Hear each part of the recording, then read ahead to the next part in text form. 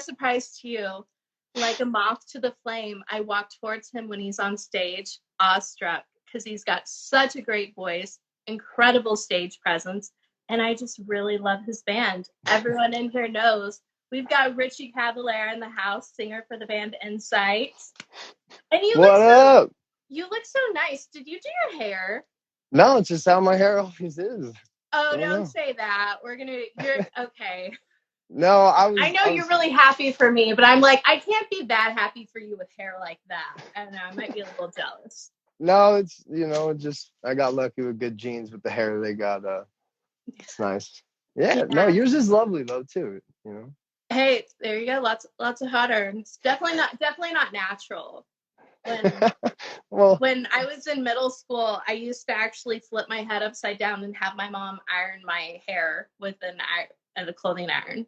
Oh my, that can't be good for it. No, I used to have way curlier hair than I do now. Now it's kind of like, yeah. So that was like just to straighten it out. Yep, and now it's real straight. Yep. Okay, I got you. Yeah. How long have you been growing your hair out? It's been 10 years. I've cut quite a few feet. Like when the pandemic started, I was just like, I shaved like my whole beard. That was like 2 feet long. I shaved that off. And then the hair, I took like a foot off. And I was just like, I felt good. It was nice. And now it's back to where it was. So it's, yeah. It looks lovely. So when did you talk your dad? Did you talk your dad into cutting the dread off? Because you told me you were like, oh, he cut the dread off. That was just kind of like timing. He had just gotten to the point, I think, where the weight of it and just, it became something you had to like live with, an extra arm or something. So it just, time hit. The pandemic made us all kind of do weird stuff, stuck inside all day. So one day he's just like, let's do something crazy. And, we go out back and he starts just sawing that thing off. And I believe they saved it in like a plastic bag too. So it's just somewhere growing and birthing new creatures. And yeah, it's gross. I'm happy he did that. That's really funny. That's definitely go check back every 6 months kind of thing for sure. Yeah, but no, his hair's, it's getting long now too, which is, kind of funny, and it's gray, because you're seeing his actual hair now rather than like, hair from pillows and random things that have accumulated into that dread. It's just, it's healthier for sure. Oh, there you go. Probably like, and you imagine like there's a little bit of atmosphere from every little city you go to. There's just like dirt from this city and dirt from that one and wind from this one, rain from that one. There's bugs from all over the world in that thing. You said bugs. I don't know. I'm sure there are. Yeah. So talking to you, we kind of became really good friends because we're both on a journey and we're both figuring shit out. It's really fun to talk to each other about it. And I feel like I've come a long way on my own journey, but you definitely went driving and have spent a lot of time on your own and reflecting these past couple months. So where's your head at these days? What have you learned? It's, I think for everyone, the last 2 years have been insane. I've just had, things kind of just pile onto that. Good and bad, though.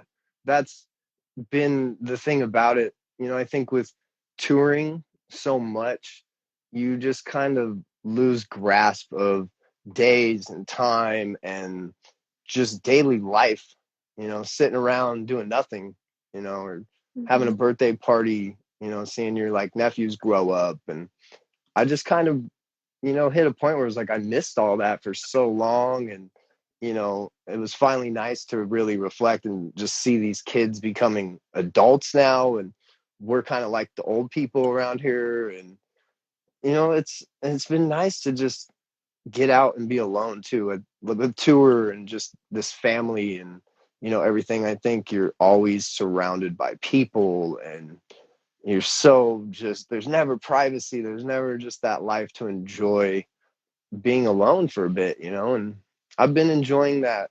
Drive this state is beautiful. It has so many different uh environments. There's, you can go up north to pine trees, you can go down south to the desert, you can go see rock formations, and it's just been really incredible to experience things that are so close uh to the house, and to being just completely solitude by yourself. And yeah, it's been nice, and I'm feeling like a good rebirth coming with the new album.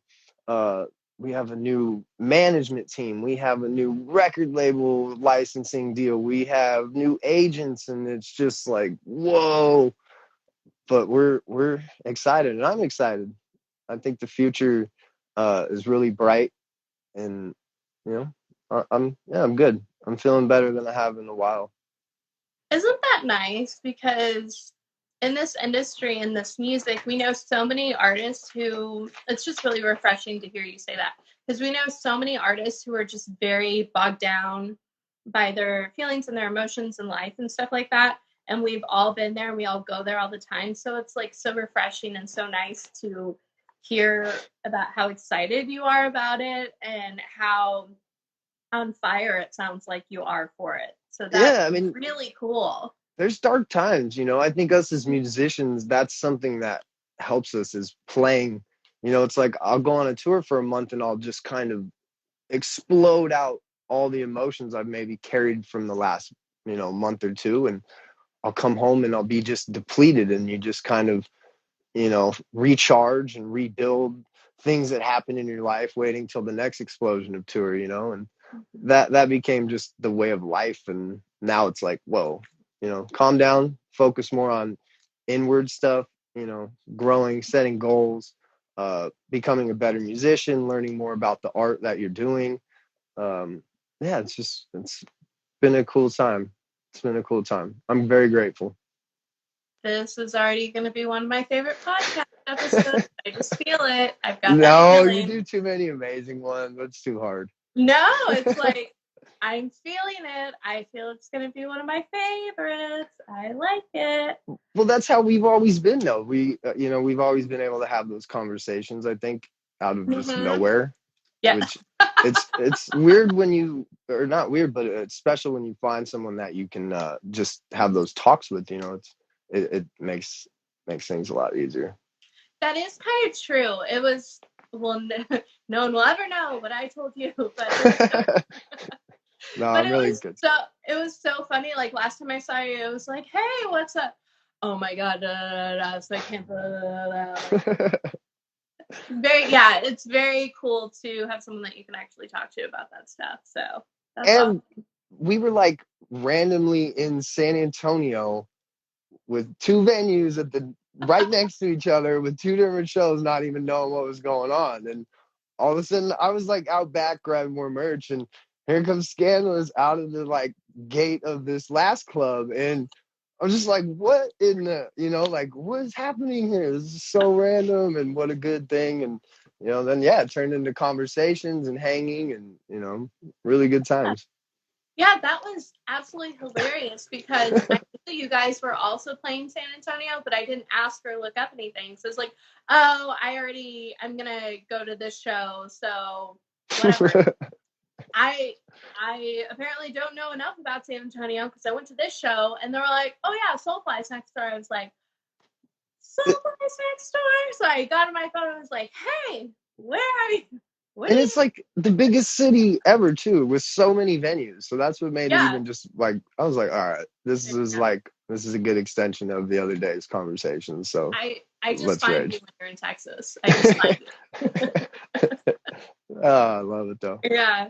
Okay, so funny question. I've never thought to ask this, and this is just kind of, I'm not a musician, so I don't understand, but this is kind of like a basic question. I don't know, but I've never asked. How do you go from off stage to walk on stage to just explode, like you were talking about, like exploding on stage? How do you go from like talking to going up there and just losing your mind and screaming like you do and singing like you do? How do you do that? I just think it's, just inside, it's just emotion. It's being able to like like direct it.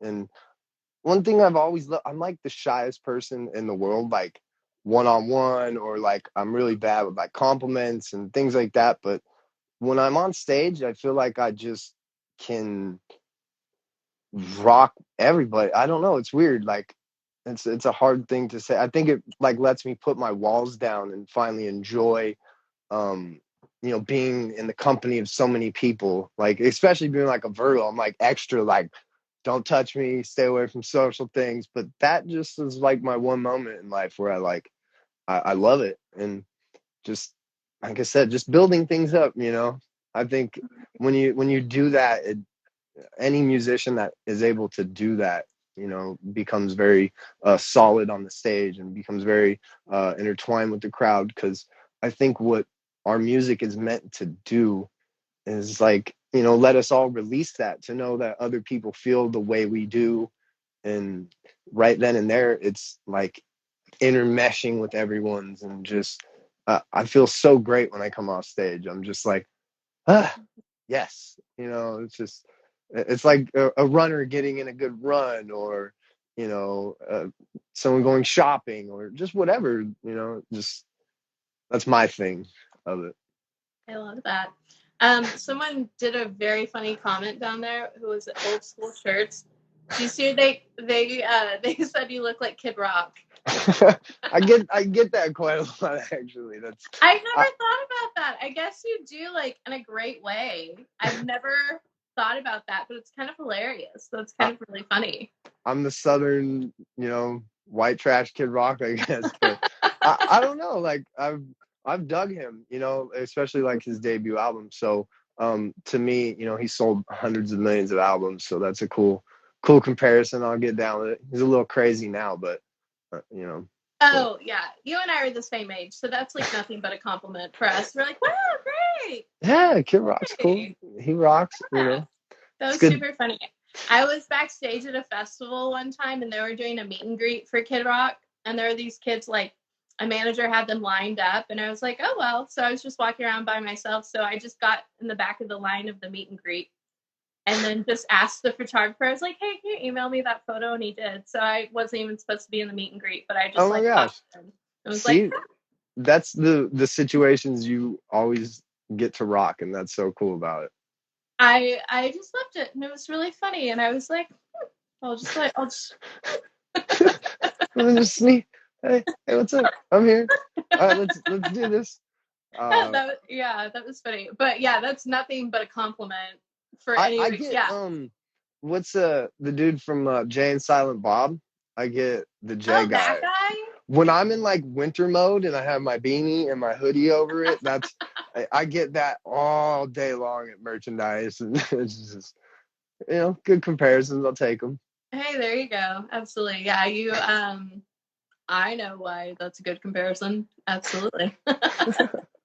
Okay, well, you should and we can add each other on Venmo, but this is funny. So my friends and I do this funny Venmo thing. So we're all horrible at taking compliments, but we don't have to do that anymore. Anything bad about ourselves, I love saying, I used to be bad at taking compliments, but I don't do that anymore. But my friends and I are so bad at it. Every time, like, one of us will actually, like, compliment each other, and, like, we'll actually take a compliment. We'll Venmo each other $1 and be like, great job. You accepted your compliment. Good job. I like that, because then, you don't have to feel awkward being like, oh, thank you, and feel all weird. Yeah, no, it's just funny and cute. So it's really funny if you check your Venmo later on, you check it, and you're like, oh, and it's usually like 3 days later, and you're like, hey, that was cute. Oh, okay, I feel the vibes on that. That's actually really sweet. Yeah.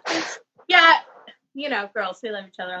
All the good things. All the good ideas. Yeah. Okay, so we are excited. So let's talk the new song, new album, management, all the things. So let's elaborate. I'll give you as much as I can. Great. I'll take it. Oh, no. I'll probably get in trouble, but whatever. Oh, for what? I guess we're like, all the announcements are coming out soon in like the next couple weeks, but I can spill some beans. Okay. I want to be nothing but a friend and like. And you are. Oh, okay, good. So it's okay. Okay. I'm sure like, they I all. don't want to get in I'm trouble sure they either. all follow you, so they'll understand that you were digging it out of me. So it's all good. Yes, yeah, so mean. I was so mean. I made you do it. Prying. Pride. Oh Okay, gosh. so if Richie is going to share it with all of us, we have to go pre-download it. We have to go follow the band. We're going to follow Richie. We're going to follow the band. Yes. We're going to engage. We're going to comment. We're going to support the hell out of it. So that's how this is going to work. All right, I like that. I like that. Yeah. Okay, cool. So what can you spill then? Okay, so yeah, we already put out a song, and that was like really early in the year. We were just kind of excited. This album, we recorded it. It's it's really good. It's really, really good. For us, it's so different. Like, it's us, but there's so many new elements added to it. Lennon actually took the helms on a lot of the writing, and new guitar player Eli, he like smashed it out of the park with his style, and I think what he did brought a great element to the sound. So we put out a new song called Deadbeat, and that was just like the heart of the pandemic. Everybody's dying, the boats are coming into New York. It was just like, all right, this is Mad Max, end of the world. I'm not getting off my couch.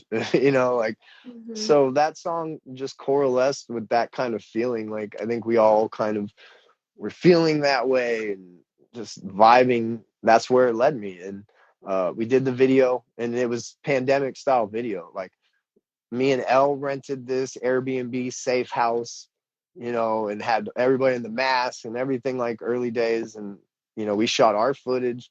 Lennon shot his footage from his house, and then Eli did his footage from his house. And then we just like dumped it on, Tommy, and was like, hey, have fun, man.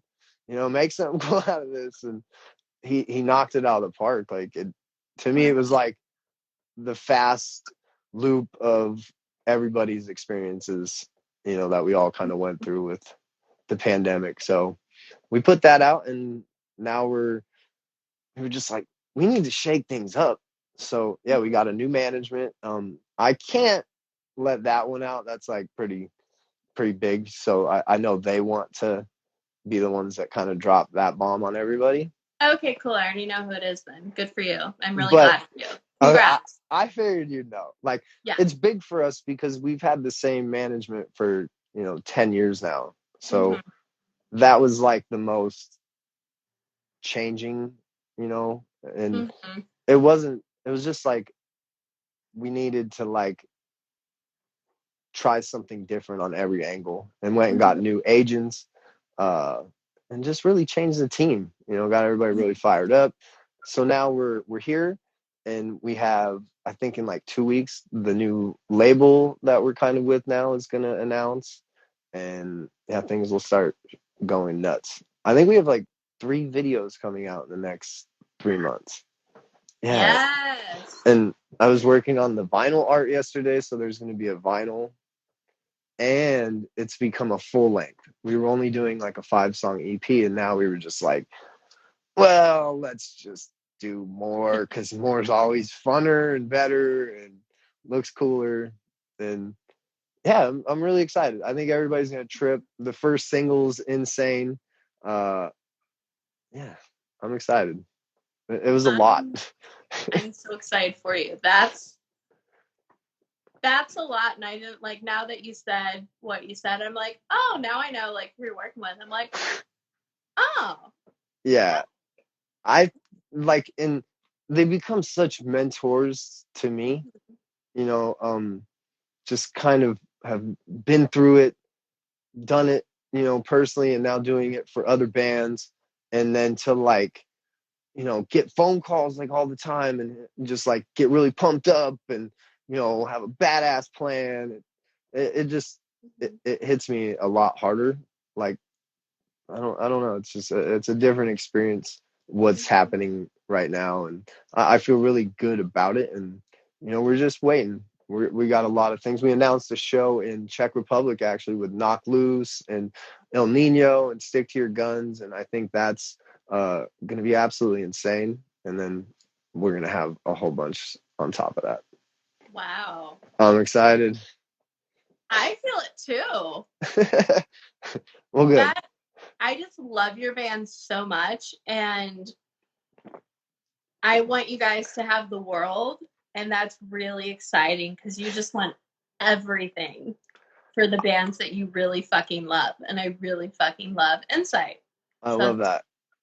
And I really want just Lennon and Elle to like get insanely huge. You know, like that's like been my goal since day one. Like I absolutely love these two dudes. To be in a band with them has been just like the greatest like friendship, the greatest just everything. Like I know that we would ride into battle together for anything, you know, even not music related. And I think that just makes what you're doing and how hard you have to work and all the shitty days and great days, you know, worth it when you got people there that are, you know, like I said, ride or die, you know. So those are like my ride or dies. So it's fun to be able to create with them at the same time. It's been a cool time with them. I love that. Yay! We're so happy. We're just all so happy. This is so great. Okay, so let's talk about you individually. So obviously, like, yeah, we're not going to talk tons on it, but like your mom and dad, Gloria and Max Cavalera, most people get into metal because their parents piss them off. How does that work when your parents are metal? I mean, they still piss me off. there's still parents. Are you know? Sure?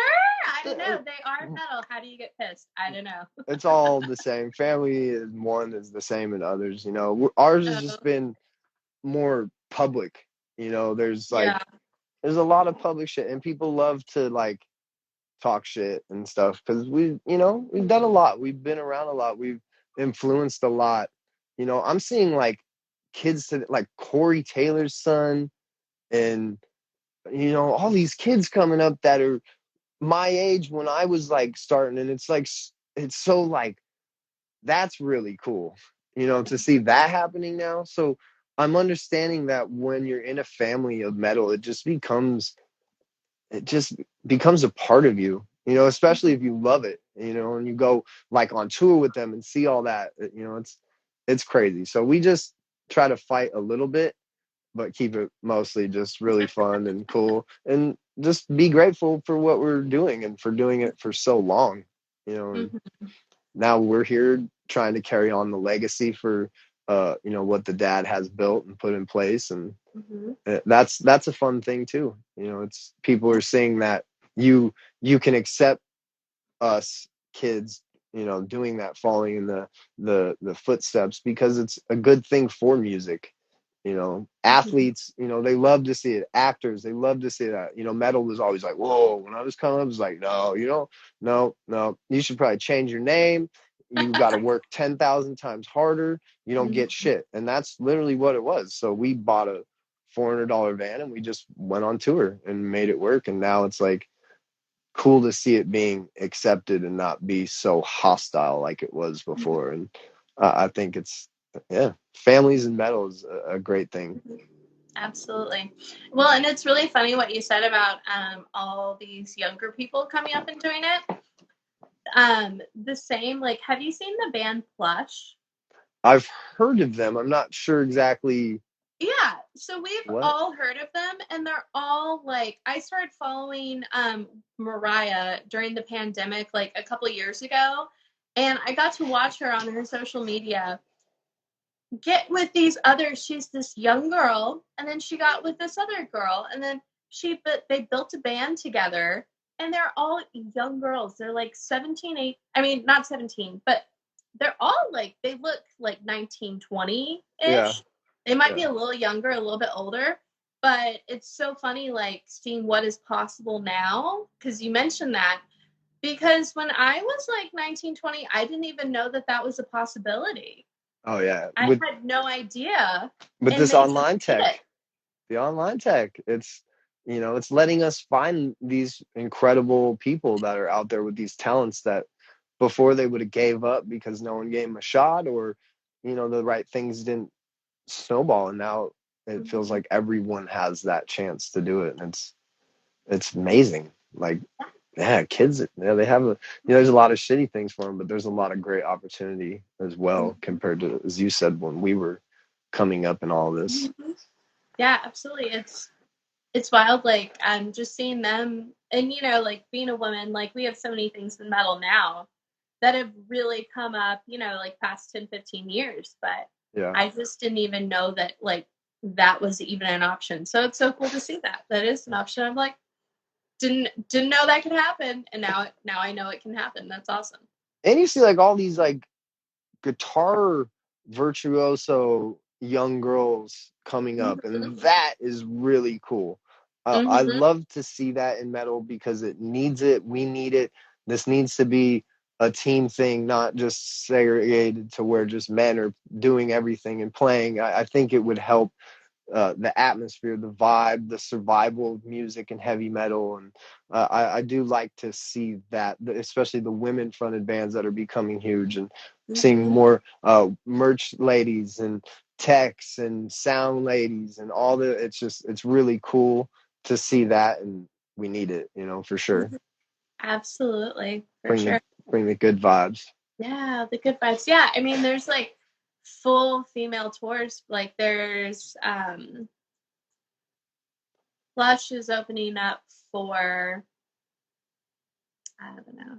I I know don't I remember. saw the Infected Rain and Butcher Babies, and Yes. that Okay. Yeah. awesome. I lost it. That tour. Thank you for saving me. I'm like, he saved me. Yeah. Yeah. Infected Brain, Butcher Babies. Thank you for saving me, because I just was like, I had it and I lost it. So thank you for saving me. But yeah, it's really cool to watch, and I it's. loved it. I had never Mhm. seen any of those three bands, and I just got to sit back and just kind of chill at like this festival in like the middle of the mountains, and I was just like, all Mhm. right, let's just hang out and watch these bands. And they were all Mhm. incredible. They all had energy, power, running the crowd, and it's all Mhm. it's about. It doesn't Yeah. matter what, who, how you look, anything. It's just kicking ass and doing it. Yep. And like the really, really, really, really, really heavy ones, I feel like I have a place because of them. Like I love death metal, and I feel like because they exist, like I have a place in the world, like because of So them. awesome. I love that you love death metal because it's just like the most extreme of it all. It's like, all right, Uh-huh. I'm just all right, going there, going there. I don't Yeah. even really listen to death metal. Like, I that's did. So it's when I was tough. walking my dogs, I did my Calm app meditation. I did my daily meditation. And Okay. then I listened to Fit for an Autopsy Unloved on repeat 4 or 5 times. And it opens up with, I never throw the first stone, but I'm buried in rubble. Oh my Um, gosh. the weight of this wicked world is enough to make any man crumble. I never asked I never asked for forgiveness, so I'm given no end to my suffering. Fucking love. It's like one of my favorite like lyrics of all time. I love that you pay attention to the lyrics. That's my, I mean, obviously being a Mhm. lyricist person, that's like my favorite part of music, especially heavy music. I think the things they sing about, if you really listen and pay attention, is so comparable in all of our lives and all of our days, and literally how we all feel every waking minute. So uh, Mhm. I've definitely, that's like my thing for sure. Yeah. Rocking the words. Yeah, of course. So it's free therapy. Like it's effort to go and find the lyrics, but if you find the lyrics instead of just rocking out to the song, free therapy for you right there. Yeah, without Mhm. question. You're just Yeah. like, oh, see, it's like singing exactly to me and how I feel at this exact moment. And Mhm. yeah, I love it because I have a million songs that hit me like that, and it's Mhm. just it's music. Love it. Yeah. There's one other I wanted to mention because I just like I think it helps. And then we're gonna talk about yours. Um, it's all about you, but they have this No, song called Napalm Dreams, okay. and it's super heavy, heavy, heavy, heavy. And then the chorus is just him singing like the depths of depression and sorrow. All I wanted was a way out. and like just him just fucking wailing, "All I wanted was a way out," and just singing that over and over and over again. And he goes, "All I wanted was a way out," and it's just, fuck, you feel that, like, oh. You actually have a really good voice too. I don't think I've ever heard you sing. That was awesome. I don't know. It's like this thing I played around with. I can't really tell if I can sing or not. I love when, like, how you were speaking, like how that, like the music stopped when he said that part, right? So it was just the voice. Yeah, like that was something that literally like hit me today. Was like I saw like Linkin Park on a clip, and he did that with the entire crowd, and it was just like Chester, like wow, like I love music that you don't even need music. You just let those words flow, and everyone hits it. And yeah, I like that. Yeah. I'm gonna have to check that song out. Yeah, I'll send them to you. Okay, so what are your favorite lyrics that hit you like that when you sing them? Like my own or someone else's? Of course, your own. My own. My favorite, like most personal song would probably be Fallen. Unfortunately, we don't play it much because now it's like 5 albums and all you really want to play is like the crazy heavy ones. But that song has always hit me extremely hard. I love the chorus on it. It's about losing a loved one, and I literally had like a friend at the time just overdose while I was actually in California recording that album. So I scrapped the whole entire song and just rewrote it about her. And I flew from recording and went to her funeral. And this was like my friend growing up, my homecoming girlfriend. Like it was crazy. So to have an album at the same time just really made those lyrics like hit on another level. But the heaviest, most badass lyrics, I would go with Ruthless Ways. It's another like pause part near the end, and it just comes and it stops and it kicks in with me going, "Tear me down," and it just like, oh, it fucking rules. Because I feed off of people trying to pull me down and trying to kick dirt on me or whatever. That shit just, it makes me more fired up because I don't give a shit what people think about me. I'm living every day to know, like, if I die tomorrow, do I give a shit about what that person like thought I was an ass or whatever? It's like I want people in my life that feel that kind of respect that I give them, and it's just been relatable to those kinds of songs. So that song just hits me hard. Well, it hit me when you were talking about it. Because I can just imagine, because I've been in your pits before, and I can just imagine like being in that pit. And you said it's like break me down, right? Tear me down. Tear me down, break me down. And yeah, all the music comes in on the last words, and it's just it's made for pitting, yelling, raging. Right? I love it. I thought it should, if Metallica put that song out, it probably would have sold 10 million copies. That's how cool it is. So I have a question. I was listening to another interview you did, and they asked you your favorite song and your least favorite song. In another interview, did you say Fallen was your least favorite song? As to play, yes, horrible. Okay, got it. To sing it, awesome. It's just is it painful to listen to, or is it painful to play? It's just like, like I don't know. Some songs work really good on an actual record as opposed to live. So when you hear that song on the album, amazing track. Live, god awful to me, anyways. It's just, I didn't know that was a thing. Oh, definitely. Some of your best songs suck live. Some of your worst songs on an album are your best songs live. That's why you'll see the songs that particular bands play, even when you're like, no, this is the greatest one, and they never play it. It's like, because they tried it and it sucked.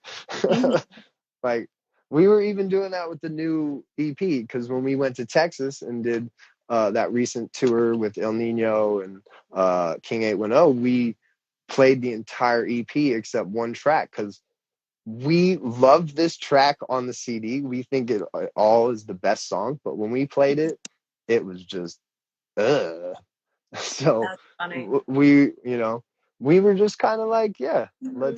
let's enjoy the other ones, and we'll enjoy that one on the CD. But yeah. So tell us like a few more lyrics, because I'm just such a lyrics girl and you're a lyricist. So okay, let's talk more about lyrics. Tell us some more lyrics that you like. I think I'm. It's hard to remember some of them anymore, but Mm-hmm. songs, I would All Out War, our second album, Mm-hmm. that to me was some of the best lyrics I had ever written, like song for song. Mm-hmm. I don't know what it was about that time or that period or what it was, but I felt I had talked and put the most diverse work into those songs for their topics, and I think the sound of them as well was different. I kind of Mm-hmm. was in this like Zach De La Roca vibe, so it Mm-hmm. made for a really cool performance on there. But um, yeah, geez, that's a good question. I think No Remorse is a great song with great lyrics. Mm-hmm. Um, I don't know why you treat me this way. I don't have anything else to say.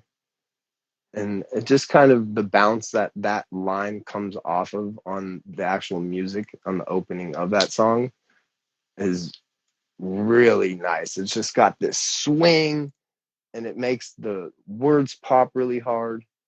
Um, I think Stagnant's a very good one. Consequences of Darkness on Built to Destroy Mm-hmm. has that's about just like kind of the feeling of being used and cleansing the darkness. Mm-hmm. That really hits me hard as a lyric, like Mm-hmm. cleanse the darkness, bring me the light.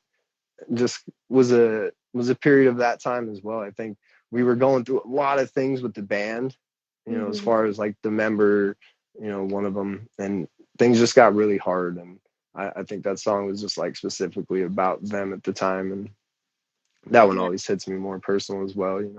Always Mm-hmm. sucks when you build a friendship with someone throughout a band, and then it's just kind of like, damn, uh, Mm-hmm. you know, now you just go your own ways and stuff. It's just such a strange vibe sometimes with that. Sometimes you're just like, oh, whatever the fuck, Yeah. get out of here. You were lame. But other times you're just like, damn, that should have worked. But So anymore, much of everything in life, we can't like yeah, that should have worked. I had that really dialed in and planned out, and everything was really right. And then no, last minute, fuck you. But that's how it Uh-huh. goes. It's lessons. Uh-huh. It's lessons we all learn. Yep. Well, actually, like on that note, I'm gonna send you a song that another artist told me. I was like, "Oh, I love this song." He was like, "Oh yeah, it's about when so and so quit the band," and it was like his ultimate like betrayal song. So I'll send it to you. It's a good one. I know you'll like it. We all have them. Like, I mean, anymore, it's like every band has kind of been through the member change now. I mean, it's really hard to keep members that long, let alone, so you definitely get those. They feel like breakup songs, but they're just man band breakup songs. So it's funny how they come out, and yeah, Yeah. you know. But I love that it was the first lyric you said. It was, I don't know why you treat me this way. We have nothing left to I say. have What was nothing it? else to say. I don't know why you can treat me this way. I feel like I have nothing left to say. It just, like I said, that bounce, Yeah. and it just works really good. And Mm-hmm. it's just another way how we feel sometimes. Mm-hmm. We put too much in what others do to us all the time, unfortunately. I'm in the mood for a metal show. I'm just feeling everything you're saying. I'm like, yes. I can't wait to play it. I'm going on like, I think September 25th. I'm getting, once you're over like a month or two, it starts to get really unsettling. It's Mm-hmm. like, damn, I just want to play. I just want to play, Yeah. but all in due time. And that's patience, that's what I've been trying to work on as well. So that's good. It's What needed. city do you live in? Like, what city are you based out of? I'm in Phoenix, Arizona. Okay, cool. So do Yeah. you ever do like random local shows? I haven't prior Okay. to everything I did, but I've just been, not really Mhm. going to many shows. Yeah. Yeah, I'm about to start though, because I think we have Opeth and Mastodon coming here at the end of the month, which I definitely want to see. And then the Ginger and Suicide Silence tour in December. And that's like, I'm so pumped for that because to see the Suicide Silence guys and the All Hell the Yeti dudes. And of course, Ginger is just, going to be Ginger. great. Yeah, but Yeah. I know they're all like, they're in the quarantine bubble. Like I just had to do that. So I know it's like, I can't just like run back there and like burn with the homies, which is like whatever. But, we'll be sending the burn lungs from the crowd. Yep. Yeah, it is so weird going back to shows. I will, Yeah. yeah. It is very weird when it's back, but it's also like, love you, don't come near me. It was intense, Yeah. My first show was in, I think, San Antonio with Incite, and that was like my first time, like, as I call it, back into the wild, because but it was like awesome. Like no one, it felt normal for like 3 hours, Mm-hmm. after so long. So it was such just Yeah. like, I was like, the first 10 people, I was nervous, but after I was like, all right, I'm hugging everybody. I'm fucking, yeah, we're just having a great time. I remember this was like 2 or 3 times of the last time that I saw you. It was like 2 or 3 shows back. But I was hanging out with you and talking to you, and I was like, I leaned in and I was like, I don't know how to manage my excitement level right now. I haven't been to a show like this in a while, so I keep like trying to push down, then it comes back up, and I was like, I don't really know how to act right now. So kind of like, it was so funny and weird. Well, the key I'm to really that, excited. I'm about to bust out of my skin. just Okay, calm changing down, calm down. scenery. Yeah, just walking around the club. Like, Yep. that's the best thing I love to do. Just Mhm. anywhere you go, you can jump into a different conversation, even if you don't know the people. Like, Yeah. that's always what I've loved about metal shows, and especially like Texas. Like, you really have that there. Like, I smoke cigarettes, unfortunately, but you'll go outside and I'll meet some of the like coolest people and have the most like deep culture conversation, and you're like, oh, this is exciting. All right, I'm off to the next. Like, that's what I love metal shows for that. Like you're saying, it's Yeah. such an exciting feeling to like, the hell am I doing next? And yeah, it's Yeah. been, Yeah, I do really, being from Dallas and now new in Austin, I am really appreciative of like I finally have built that metal family like in Austin. That's, I don't know. Are you saying that's a Texas thing? Where uh, we're like, so, or is it just like that everywhere? I was like, I don't know. you got to throw some Texas in there all the time because Okay, cool. it's its own world when it comes to touring. Like, Yeah. we're always excited because it has the best crowds. It has, as far as America goes, it's what you look forward to because it's always nuts. Great people, great vibes at the shows, like you're saying. You always come away meeting new people that you build relationships with, and yeah, I think you met Mike, right, DeLone, and you guys have been like rocking out at concerts, and Oh yeah, I love him like yeah. forever, like for 3 or 4 years. Talked to him yesterday. He got me on Twitch yesterday. He's trying to teach me how not to be old. Oh, okay. So Well, I was it's like, okay. what's that whole Twitch thing about? And he's like, you got a Twitch. And I was like, I got a Twitch. So, okay, I'll Twitch. So then I went on there and I was actually able to get Scandalous Official on Twitch. So thank Really? you, Mike. Yeah, Wow. it was available. That in itself was worth joining, like, yeah, I haven't twitched either, like not one single twitched. I even tried to TikTok. I got to like maybe 10 tries, and Uh-huh. the biggest video I had was the water coming out black in like this little small town in like Eastern Europe, and I was like, that's the most entertaining thing, huh? All right, I'm done with this is beyond me. No, but no, we should try again. Let's try again. Because we all have to try again. But I swear to God, everything that's in your phone has to be like so much more interesting than what's on my phone, maybe. I I don't know. think of funny things to put in there, but I can't do that. Like, Actually, my best one on there is Mm-hmm. me running across the street with my ex-wife's underwear drawer in the middle of Hollywood Boulevard, and it falls in the middle of the street, and she just happened to be recording it. So it's like cars are honking. I'm scrambling to pick up underwear as we're like moving into this new place, and we're like, let's TikTok this. And yeah, it went a little crazy, but it's kind of where my TikToks go. It's more just me making fuck ups and enjoying a laugh for a minute. I think that's the whole point, but I'm not sure because like I'm I not don't either. super great at it either.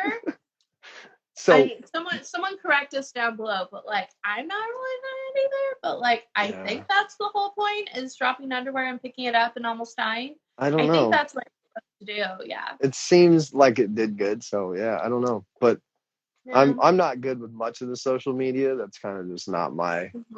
It's kind of like a forced realm that we've all kind of had to get into because of life now in the world. But yeah, try to find. Trying to get my dog up here. Oh, you got a dog? I don't Oh, think I I have knew that. Oh, I have two. I've got like the pit mix on the couch. She doesn't care about us. No. Diesel's lonely. All the things. Do your thing, Mom. Yeah, it's like, okay, whatever. So I saw that you have a song with Kirk on it. Talk about that. Oh, that's like about humans destroying the world and the planet and the environment, and who better than to have Kirk of Crowbar to bring the doom to it. Oh, it's so good. And he was just like, I'm thinking he's gonna like ask for like a whole bunch of money, and I'm just like all gonna be no. This dude was like, no, brother, just send it my way, man. I got the studio, I got the thing, and done it in like one take, and just it's so good. Human Cancer, and it was on our last album, and yeah, dude, touring with him is like every band should have to do that. Because no, like you're like watching this legendary dude, and he's the nicest dude. He's working his ass off, like carrying his own gear in, like not bitching, loving it, hollering at his old lady Robin. Like it's like it should be teaching for up and coming music people because yeah, he comes over and hangs out with the merch booth, rocking with the metalheads. He's like, "Hey, young rocker," and you're just like, "What is going on right now?" Like this dude is like too real, And we've been lucky to tour with them 2 times, and yeah, we were just like, let's put him on a jam, and it's End of the World Doom, and it just made the song way better than just with me on it. Way better. Well, and he's such a funny person. I've heard so many stories. Yes. I unfortunately I met him before I ever really knew who he was. So I'm kicking myself, of course. But now that I know everything about him, he's like the funniest thing. He's like the funniest man in the entire world. Like, do you remember any isms of like funny things he would say? That was kind of the thing I remembered every single day is he'd come to the Mert and be like, "How y'all doing, young rockers?" Just like in this like badass New Orleans Southern like voice, and he'd be like on the stage and he's like, where's my girl Robin? That she's like giving love, and that was cool for me to see him like stop his whole show, man, and send love to his lady and his one. Like that was really cool. Like I said, just man, you just try to absorb everything he said and did because it's a legendary dude that is like at your disposal to like ask questions, hang out, watch. Like, yeah, he's a bad ass dude, no question, and some legendary music he's produced and put out for all of us and continues. Yeah, that was exactly what I was asking because. I'm not gonna do what you just did. I can't do it. But I was like, but to like walking up and saying, "What's up, young rockers?" the way they said that, and I've heard a bunch of different things that he'll say that are just hysterical. Yeah, they're so funny. He's the dude, and yeah, great tours with him. Another great person that I've like kind of had that vibe with is the singer of the Cancer Bats. Like he's another one of those like really righteous, awesome, amazing human beings too that we've toured with, and he did a song with us as well. Like this dude was like headlining a sold out tour and coming out and singing with us as the first band. Like it Wow. was like that. I've never seen that in my life. Normally they're like, "Oh man, you're good, man. Play." No, he's fucking out there doing that. And, we've been lucky. Like sometimes you hit these gold mines with really cool bands, and you really can learn a lot and be humbled by it. Kirk and all these kind of dudes are. I love that. That's awesome. Yeah, I can't imagine like the headlining singer coming out and singing with the opening band. No, not the first band. Like that. Like there's like 4 other bands. I mean, he's like, people aren't ready to see him yet. They're trying to get there and take their coats off. And all of a sudden they got to be like, whoa, hold on, he's out. Wait, what's going on here? Yeah, I had a friend that he was the singer for the headlining band I went to go see, and the list got fucked up and it was like sold out, and he had to come get me, and he lost his mind. He was so mad. Oh. He was like so pissed, so mad. Like, and I totally get it because like you're not supposed to be seen, but that like reminded me. I was like, I know one of my friends who was like so pissed and like so mad, and it was like, sorry, bro. So that was very cool that your friend like came out for like the opening band. That's incredible. And like I say, sometimes you catch some dick tours, and sometimes you catch some really special ones, and yeah, Kirk was one of those cancer bats for sure. And with Crowbar too, they're like, their whole band is awesome. Like their drummer is like one of the biggest burn down dudes ever. Like he's like, hey man, you want to burn a joint, man? Like it's like, oh, they're like also they're the Southern New Orleans. It just they're another level of awesomeness in every way. Well, since you mentioned joint weed, like you're the biggest joint weed person experience I've ever had.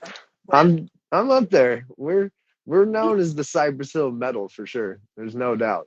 Yeah, I pretty much experienced that last time I saw you. That was that was the biggest joint I'd ever seen in my entire life. That was pretty good. It's so much better than, alcohol and terrorizing and, destruction. They're just kind of like, oh, where's Incite? Oh, they're just in their van, burning down with 20 people in it, and that's just always been us for sure. Yeah, pro tip that I learned from this one, not to be duplicated unless you're Richie. Don't grind the weed, just roll it and smoke it. Yeah, no, so much better. I hate grinded weed. Oh, that was funny. So I didn't know that was the thing. So Mr. Cypress Hill of Metal, everyone. Yeah, that's true statements. Okay, so 1-2 cool stories about touring, some of your experiences, and then we'll let you go. Oh my God. How do people even pick that from all of them? Well, you have like 80 million of them, so pick 1 or 2. Like this all is the of best. Your experiences are the best ever. So like just pick any of them and they'll be like the best ever. All right, nothing beats this. I mean, all right, we're in like the Oregon hills. We're 700 miles, Portland to some city in California. We're ripping. It's me and Elle. We're up, Elle's cruising. I'm in a blizzard's out front. Looks like you're watching Star Wars.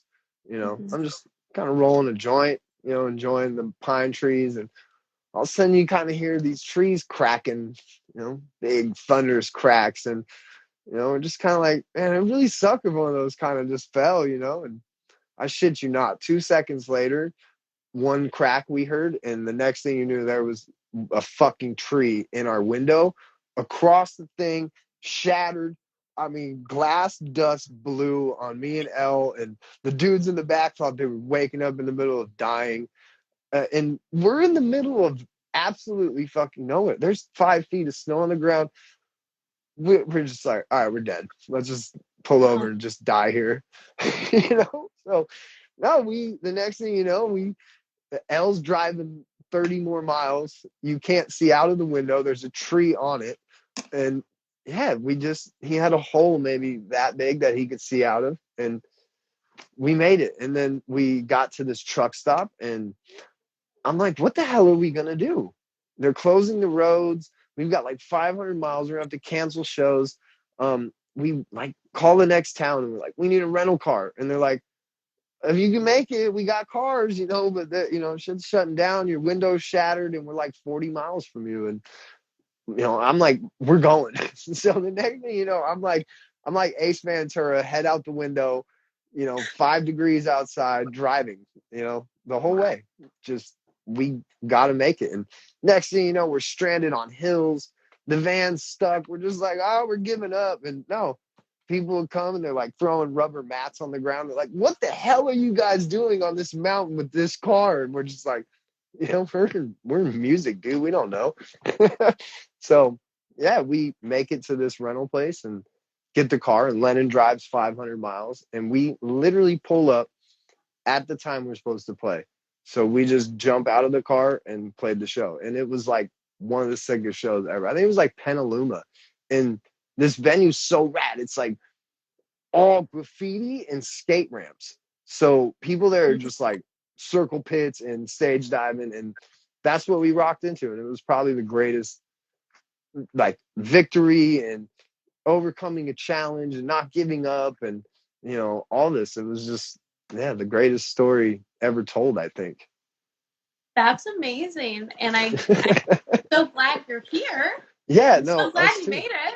I'm so glad you didn't die. Us too. It was, I think that's one thing that a lot of bands go through. Like you're tired, the elements, but none of that matters because ultimately the next show is the goal of everything. I mean, over health, over everything. So that was a real moment to be like, damn. But no, and then like another cool one, damn.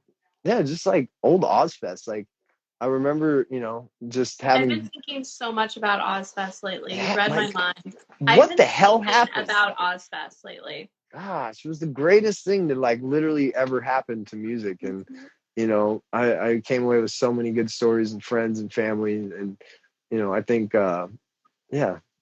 music's been fun. I remember Ozfest 2010. Seven Dust hooked me up, so I was there with them. Oh, right. Walked down. We were all walking down to the stage, and I was with my best friends in the entire world in Drowning Pool. I grew up with them. Oh, no way. They're like, I did my growing up like in high school and like early days, like all my teen angst and stuff. Yeah. Was I would live it. I would like leave when shit was like really bad with my mom. I would just hook my heels in the barricade and windmill and get it all out. So, I was listening to Runaway, I think. Is that the song by them?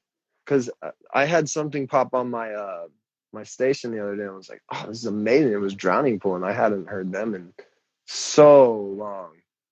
Was it one of, I don't know which song it was. I know they're doing new music. One of my friends is like producing their album. This is the classic I don't know. Stuff. I love, but just they're one of the bands that like, I still feel like, I'm definitely here because of like what they did for me. Oh, that's cool. And I got to party with them and they loved me and it was great. So yeah, there you go. But even more fabulous. And they loved me. It was great. But just like walking down to the stage with my best friends in Drowning Pool, best friends in Non-Point, there was Seven Dust. Got to I didn't want to fangirl out, but Metallica was like right next to us. And then we got to watch the Dime tribute side stage that Hell Yeah did. Oh, yeah, the one in Texas. Dallas. Yes. Yeah, so Dallas. I was there, and we weren't even like chilling Were yet. You? Yeah, I came in for that because it was like one of the first Cavalera conspiracy shows like ever too. Oh, that's funny. Was that? Yeah, that was awesome. What a show. Oh, you were there. That's hilarious. Yeah, and they did like the jam of like "Wish You Were Here" and all that stuff, and super rad. Yeah, I had those photos. See? Of like that stage. We should have been partying then. I know. It's so funny. Excuse me. Yeah, it's COVID. COVID. I used to be really good friends with Stained, and they introduced me to Rita. So I got to hang out with Rita a few times, and every time I was hanging out with her, her and I would get together and like pour the shots out for the singer of Shinedown, the singer of Stained, and Rita to go out and do shots dedicated to Dime. Oh my gosh. So it's fucking like surreal being so young. I was like very young. And just like, oh, just hang out with Rita, like pouring out the shots. They're gonna go on stage to like fucking cheers everyone. Man, all those like bands in that whole era was so awesome and all so cool. And I know, I miss it. Yeah. Oh, do you know Mike D from the Illegals? Like he did the shows with us when we played in Texas. He was on guitar for us. Have you got to meet him? Yeah, I think so. You need to ask him about his Aaron Lewis story because he has one of the best Aaron Lewis stories in the history of Aaron Lewis. Is it supporting Aaron though? Or no, is it's just like Aaron Lewis in a field and him and it's awesome. I make him tell it to like everybody now. He's probably told what's the story? Just tell me real quick. Well, it's not as funny from me. It's how he tells it. Like eats his chips and like comes on his bus and like I think he steps on his shoe, like gives him a flat tire, and they're like in a field that's like a festival. So there's like thousands of acres.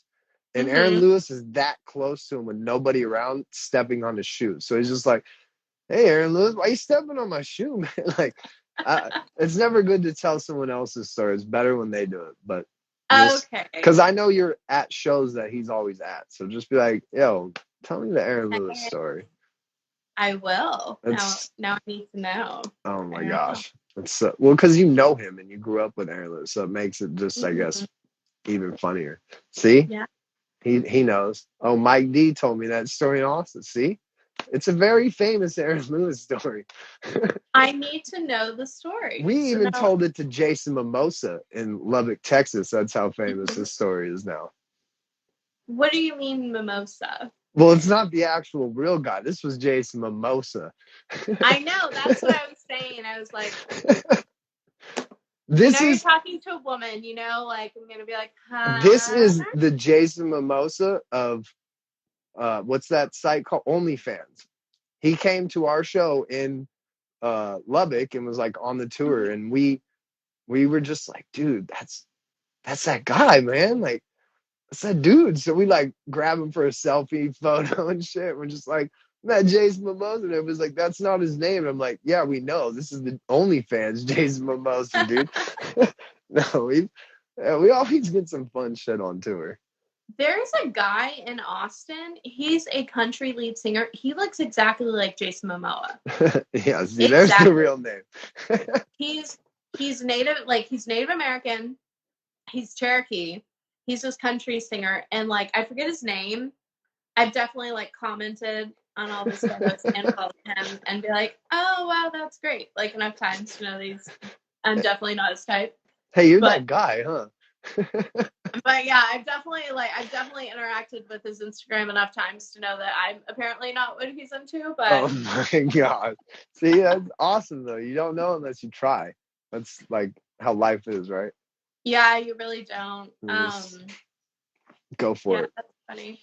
Oh, there's one other. Okay, we'll leave you with this. I think this is one of like the cutest, funniest stories of like those parking lot stories. I love parking lot stories because they're like the best on tour.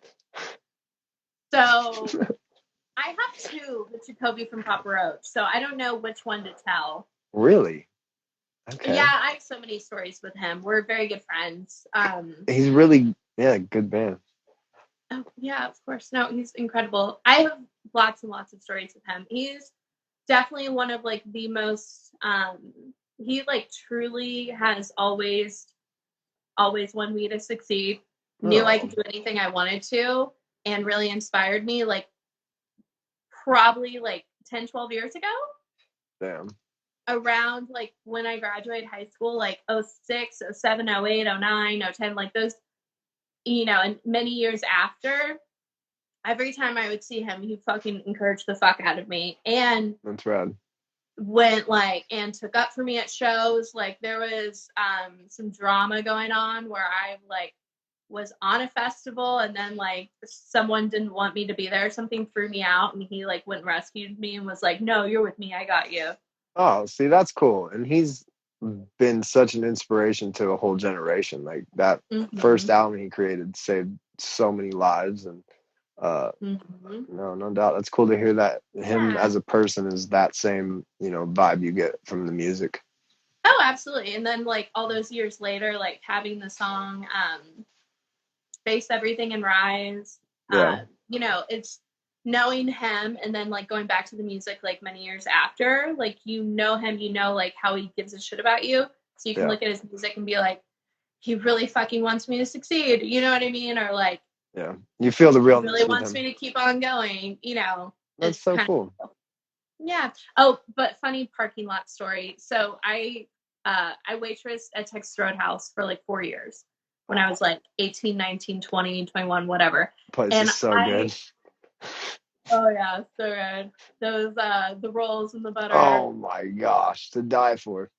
Yeah, the rolls and the butter. But it was so funny. So every time there was a band that would come in town, I pretty much was either friends with them or hung out with them or something like that, or had friends, whatever. And everyone I worked with couldn't stand it, and they hated it. Of course not. You're hanging with everybody. Yeah, like even the promoter and the station manager would try and fuck with me, and security would try and fuck with me and stuff like that. So just like lots of haters, Yeah. They always thought I was off doing scandalous shit, and I never was. So they just like wanted it to be scandalous, and it just wasn't. But it was really cute because I brought this one girl that I was friends with at work to a Papa Roach show with me in Oklahoma City. And of course, like we hung out after, and then we're hanging out with the crew. Like they made a little fire, then we're hanging out, eating and drinking with everyone. And then Jacoby and them got back from a radio thing. They walked up, and he walked right up to me. He was like, hey, Earl, what are you doing? He's like, sorry, I was at a radio thing. How are you? What's going on? And we like hung out and partied. Yeah. And then, so the funny part is that I brought that girl with me, and I knew her from work. And I wasn't there, but one time she was like rolling silverware at a table where like a bunch of people were talking shit on me who didn't like me. Oh. And someone said, I don't really think that she knows all the people she says she knows. And I don't really think blah, blah, whatever. And I don't really think she goes to these shows. And then the girl that I brought with me to the show was there rolling silverware. And she was like, actually, she took me to a Papa Roach show with her, and we were hanging out with them all night long, and Jacoby walked right up to her, acting like he'd known her forever, and they were totally hung out all night long. Yes. So it was a very funny, like, after the fact thing. I wasn't even there, where someone was trying to talk shit, just drag me down for no reason. And then she was like, actually. And she got put in her place, and I love that.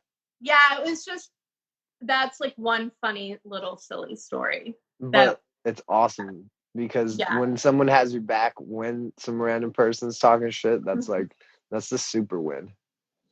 Yeah, it was hilarious, and it all happened because we were just all hanging out like in the parking lot at a metal show.